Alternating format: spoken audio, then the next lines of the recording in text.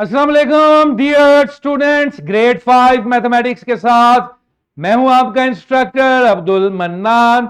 Chapter number 8 बी लिफ्ट number 26, जिसकी ब्रिजिंग में आपको एक जैसे नंबर्स को मल्टीप्लाई करना था, जैसे 2 इंटू 2, जैसे 2 इंटू 2 इंटू 2 और 3 इंटू 3। आज का बी लिफ्ट कहता है recognise and use square numbers, cube numbers and the notation of square and cube number. आप आइडेंटिफाई करें, पहचाने कि स्क्वायर कौन सा है, क्यूब कौन सा है, और स्क्वायर और क्यूब को लिखते कैसे हैं। यही हमारा फोकस है। तो स्क्वायर नाम जियोमेट्रिकल शेप की तरफ इशारा करता है। आपने पढ़ा था ऐसी जियोमेट्रिकल शेप जिसकी चारों साइड्स एक जैसी हों वो स्क्वायर होता है। तो जब आप इसका एरिया कैलकुलेट करते थे और x को x से मल्टीप्लाई करते थे तो x स्क्वायर बन जाता है, यानी कि दो साइड्स एक जैसी। तो किसी भी स्क्वायर से मुराद है कि इस तरह की दो सेम चीजें मल्टीप्लाई हो रही हैं। तो 2 स्क्वायर का मतलब 2 टाइम्स मल्टीप्लाई हो रहा है।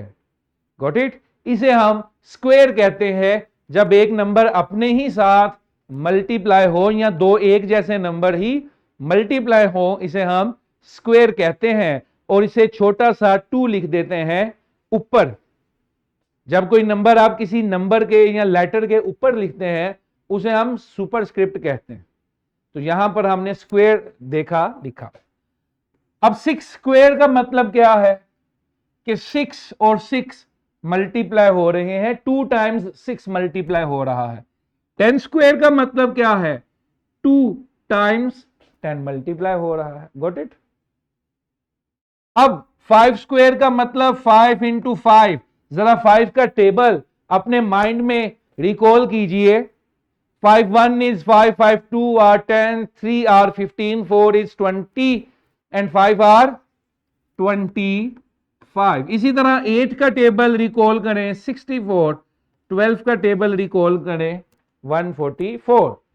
अगर आप टेबल रिकॉल नहीं करना चाहते 12 का, तो फिर आपको ऐसे डिवीजन करनी, मल्टीप्लिकेशन करनी पड़ेगी। 2 into 2 4, 2 into 1 2, 1 into 2 2, 1 into 1 1, 4 4 1। Got it? ठीक है जी।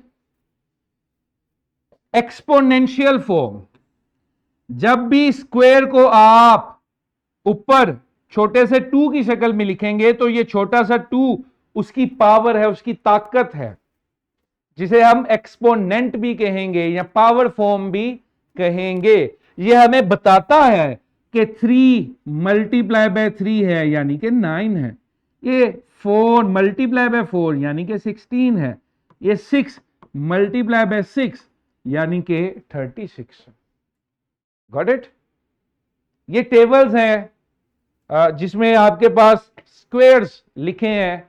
ये आप देखना चाहते हैं तो देख लीजिए, कैलकुलेट करना चाहते हैं तो कैलकुलेट कर लीजिए। नेक्स्ट है जी क्यूब। क्यूब आपने पढ़ा था 3 डायमेंशनल शेप होती है जिसकी तमाम साइडें बराबर होती हैं, length width height. X x x तीनों को मल्टीप्लाई करें तो एक्स क्यूब। ये क्यूब अब इशारा करता है कि एक्स 3 दफा मल्टीप्लाई हुआ है, जिस तरह ये 2 क्यूब है, 2 इंटू 2 इंटू 2। लास्ट एग्जाम्पल में आपने स्क्वायर देखा और स्क्वायर का मतलब था कि 2 दफा मल्टीप्लाई हुआ और क्यूब का मतलब 3 दफा मल्टीप्लाई हुआ। जिस तरह 4 cube 4 into 4 into 4, 5 into 5 into 5, 8 into 8 into 8। Got it? ठीक है जी। तो आप इसे सोल्व कर लीजिए। 2 इंटू 2 इंटू 2 8, ये आपने सोल्व करना है। 7 इंटू 7 इंटू 7 3 43। आप 7 इंटू 7 49 आपको आता होगा, आगे इसे मैन्युअली कर लीजिए। Got it? ठीक है जी। लें जी, इसकी भी एक्सपोनेंशियल फॉर्म या पावर में लिखने का तरीका बिल्कुल स्क्वायर की तरह है, लेकिन स्क्वायर में 2 लिखेंगे और क्यूब में 3 लिखेंगे। तो 10 का क्यूब तो बहुत आसान है, 27। Got it? तो जिस तरह स्क्वायर का एक टेबल देखा, उसी तरह क्यूब का भी एक टेबल है। ऑब्वियसली आप इसे याद नहीं रख पाएंगे, लेकिन आपको मशहूर मशहूर नंबर्स के एटलीस्ट क्यूब्स जो हैं वो जहन में होने चाहिए, ताकि हम कैलकुलेशंस क्विक कर सके। मजीद प्रैक्टिस के लिए इस फॉर्मेटिव चेक और वर्कबुक को देखिएगा। इसी के साथ इजाजत दीजिए, बहुत शुक्रिया।